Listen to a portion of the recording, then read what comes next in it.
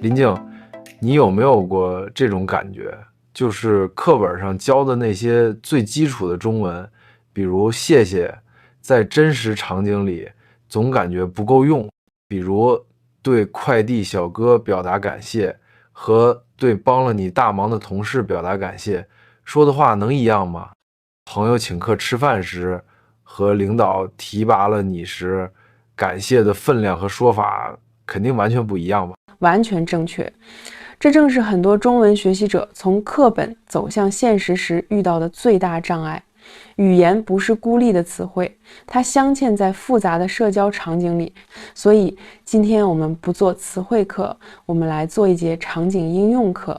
哦，这个有意思了。没错，今天我们就来绘制一幅中文感谢地图，告诉你从日常的柴米油盐到职场晋升，再到人生重要时刻，在每一个具体场景下，到底该说什么、做什么，才能表达出最地道、最得体的感谢。大家好，欢迎来到 Mandarin Chinese Podcast， 我是林静。大家好，我是方舟。听起来这期节目会非常实用，我准备好做笔记了。好的，在开始绘制地图之前，我们先确立一个核心原则：中文的感谢等于恰当的言语加适度的行动，言语要匹配场合与对象，行动则能让感谢变得更有分量。明白了，语言和行动两条腿走路。那我们这地图的第一站应该从哪儿开始？最常见的场景是什么？我觉得就是我们每天都可能遇到的那些为我们提供服务的人，比如快递员、外卖员或者餐厅服务员。你一般怎么对他们说？我一般就说谢谢，这有什么问题吗？谢谢当然没错，但如果你想听起来更温暖、更地道，最佳选择是辛苦了或者麻烦你了。这两个词传达的不仅仅是感谢，更是对对方劳动的认可和体恤。对方听到会觉得自己的辛苦被看见了，心里会更舒服。啊，我明白了，辛苦了，有一种共情在里面。那这是对陌生但为我服务的人。如果是更近一点的关系呢，比如普通朋友，顺手帮我带了杯咖啡，或者分享了资料给我。问得好，对待朋友，关键是随意但不失真诚。你可以说点轻松的，比如多谢啦，你太好啦。但更重要的是，要把感谢转化为行动的意愿。你可以说，太感谢了，改天请你喝奶茶。对朋友来说，这种人情往来比一句正式的谢谢你要亲近得多。我懂了，对朋友就是要把感谢落到实处。那如果朋友不是帮小忙，而是直接送我一个礼物呢？这就来到了地图的下一个点，收到礼物时，这时候关键是赞美对方的用心。怎么赞美？就是说我很喜欢吗？可以更具体一点，比如你可以说，哇，这个礼物也太好看了，你怎么知道我喜欢这个的？你太有心了。有心是夸赞别人用心的最高评价。或者你也可以客气一点，表示心疼对方花钱，谢谢你，让你破费了。核心就是不要只夸礼物，更要夸送礼物的人。让你破费了，这个我听过，原来是用在这里。不过有个更棘手的问题，如果我不想接受对方的礼物呢？比如朋友非要送个太贵重的东西，直接说不要，太伤感情了。你提到了一个真正的高手级社交难题，处理这种情况，关键是让对方明白你珍惜的是这份情谊，而不是礼物本身。哦，具体怎么说？你可以看着对方，非常真诚地说，你的心意我真的收到了，特别感动，但这个太贵重了，我不能收。有你这个朋友比任何礼物都珍贵。这个回答太厉害了，他不仅拒绝了礼物，还反过来狠狠地夸了对方和你们的友谊。对方听了，心里肯定暖暖的，一点都不会觉得尴尬。完全正确。你看，这句话分了3层，第一层，充分肯定对方的情感；第二层，温和但清晰的拒绝；第三层，把友谊的价值置于礼物之上。这是最高明的一步。学到了，高情商沟通真的是一门艺术。好，我们继续看地图。如果别人款待了我呢，比如去朋友家吃饭，这个感谢是不是更复杂？你用款待这个词，就说明你已经入门了。没错，去别人家做客的感谢是一个流程。还有流程，快给我讲讲。首先，吃饭时你一定要具体的夸赞菜品，别只说谢谢，要说太好吃了，这个红烧肉太香了，比饭店的还好吃。明白了，夸要夸到点子上。那吃完饭要走的时候呢？离开时要对主人说，今天真的太打扰了，饭菜特别好吃，非常感谢你们的款待。最后还有一个高情商加分项，就是第二天给主人发个消息，再次感谢昨天在你家玩得特别开心，饭菜也超棒。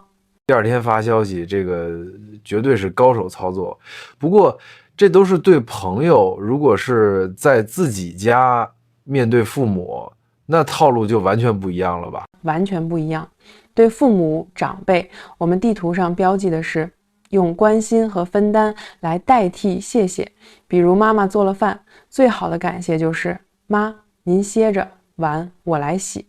爸爸帮你解决了难题，就说爸，累了吧，我给您揉揉肩膀。明白了，日常生活这一块已经够细致了。我们地图的下一站是不是要导航到一个更复杂的地带？职业生涯，按照顺序，第一步肯定是面试吧？完全正确。我们就先来讲面试这个部分。这里的感谢重点是专业与热情。面试结束时，你要站起来，微笑着对面试官说，非常感谢各位面试官某某经理今天给我这次面试机会。通过今天的交流，我对公司和这个职位有了更深的了解，也非常期待能有机会加入团队。再次感谢你们的时间。这个很标准，既表达了感谢，又重申了期待。对，但如果你想在众多候选人里脱颖而出，还有一个加分项，是什么呢？面试后24小时内发一封简洁的感谢信，内容分3段。第一段再次感谢，第二段可以巧妙地补充一个你在面试中没发挥好的点，或者重申你对某个问题的理解。第三段再次表达热情和期待。感谢信还能补充面试没发挥好的点，这招太强了。好，假设我面试成功了，现在正式进入职场了，这张地图是不是更像一张雷区图？哈哈，你也可以这么理解。职场这张图的关键词就是分寸感。比如，同样是同事，小帮助和大合作的感谢方式就完全不同。比如同事帮我打印了一份文件，可以说麻烦你了，或者多谢了，我觉得就非常合适，既感谢又显得亲近。但如果同事是帮我解决了一个大难题，或者在我被客户刁难时帮我解围，感觉麻烦你了，就不够分量了。问到点子上了。这时候你需要一句能强调对方帮助的重要性的感谢，例如直接表达结果，你可帮我大忙了，或者突出对方的不可替代性，今天多亏有你，不然我都不知道该怎么办了。哇，多亏有你，这句真的能让对方感觉到自己有多重要，比单纯的感谢要有分量的多。是的，这句话的重点在于，你不仅感谢了他的行为，更肯定了他这个人的价值。另外，如果是项目成功了，大家一起加了很久的班，那你就要在公开场合感谢团队，私下请客吃饭，这才是得体的。那真正的 boss 来了，怎么感谢领导？对领导，核心是尊重和谦虚，但最关键的一点是要把感谢转化为积极的行动和回应。积极的行动和回应怎么理解？比如领导指点了你的方案，你不能只说谢谢领导，而是要立刻跟上一句行动承诺，我明白了，我马上按您的意见去修改。这就给了一个非常清晰的积极回应。接下来我考你一个更高难度的，如果领导批评了你，你怎么感谢？批评还要感谢吗？这就是高情商的体现了。你应该说，谢谢领导的批评指正，这些问题我之前确实没意识到，我马上就去调整。这体现了你的谦逊和解决问题的能力。学到了。那职场里最高光的时刻肯定是升职了，这时候的感谢是不是得滴水不漏？没错，这时候你需要2套说辞。对领导要私下里说，非常感谢领导的栽培和信任，未来我一定加倍努力，绝不辜负您的期望。对同事则要公开的，比如在请客吃饭时说，等一下，这里我想问个细节，升职的时候，同事们心里肯定五味杂陈，有祝福的，也难免有嫉妒的。这时候公开感谢，有没有什么特别的技巧，能显得自己真诚，又能安抚大家的情绪？问得太好了，这正是关键所在。你在感谢团队的时候，一定要具体的感谢某位帮助过你的同事，把功劳分享出去。比如，你可以这样说：感谢大家一直以来的支持和帮助，我特别想借这个机会感谢一下小王，在这个项目最困难的时候，是小王和我一起熬夜才找到了解决方案。说实话，多亏了他的鼎力相助。这样指名道姓的感谢，被感谢的人肯定觉得特别受用，其他人也会觉得你是个不忘恩、懂得分享功劳的人。完全正确。然后再把话题带回到集体，所以这份成绩不只属于我，也属于我们整个团队。未来的工作还需要大家多多指教。这杯酒我敬大家。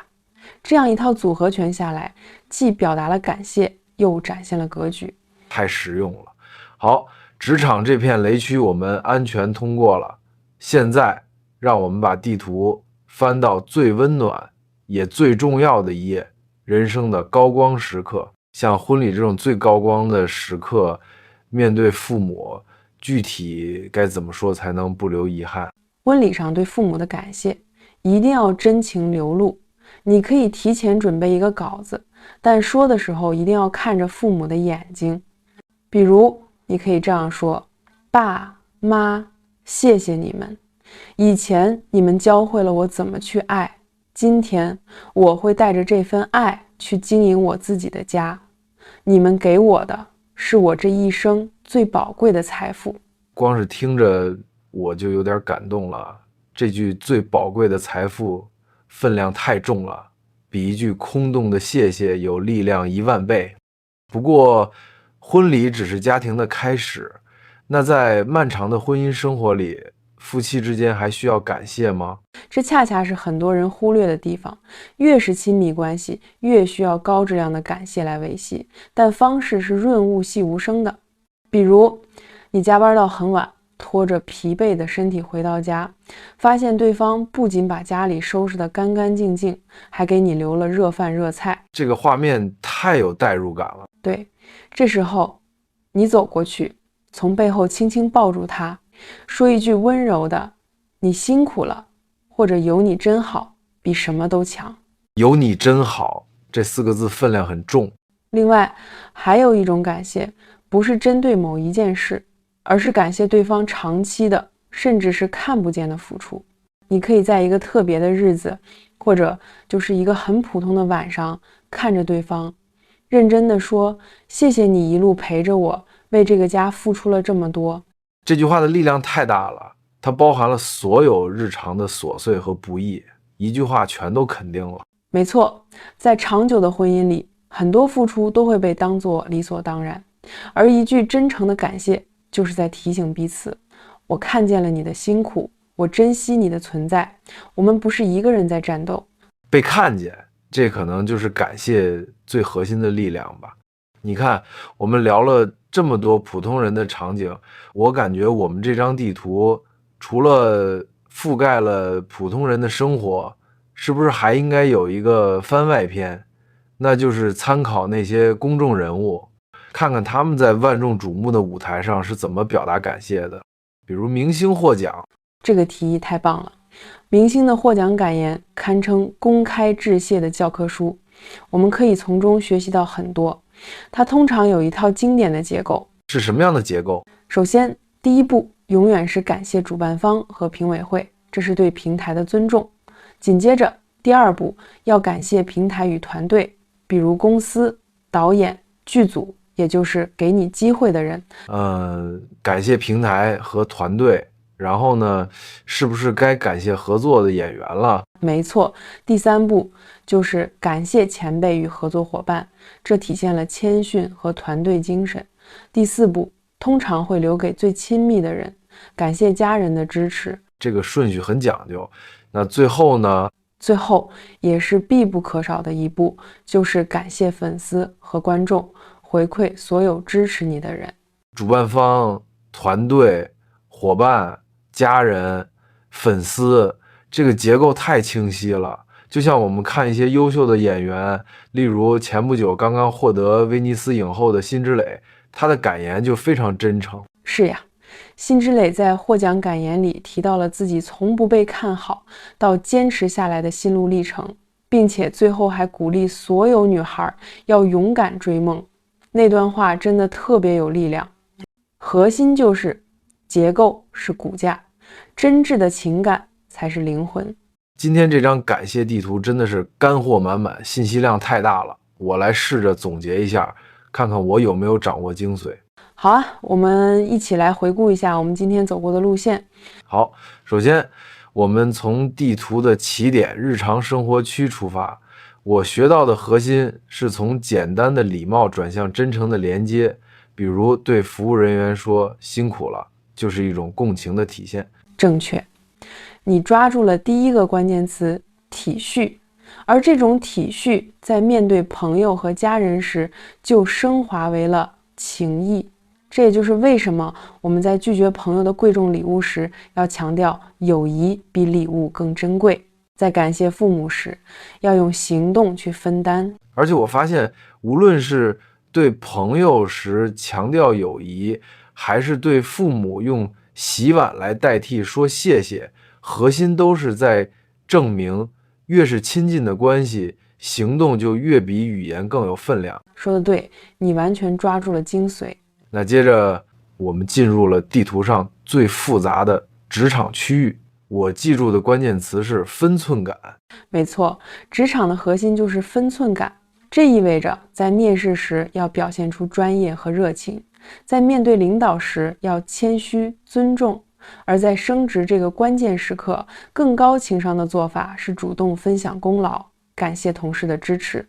这都是在小心翼翼地维系和管理职场人际关系。明白。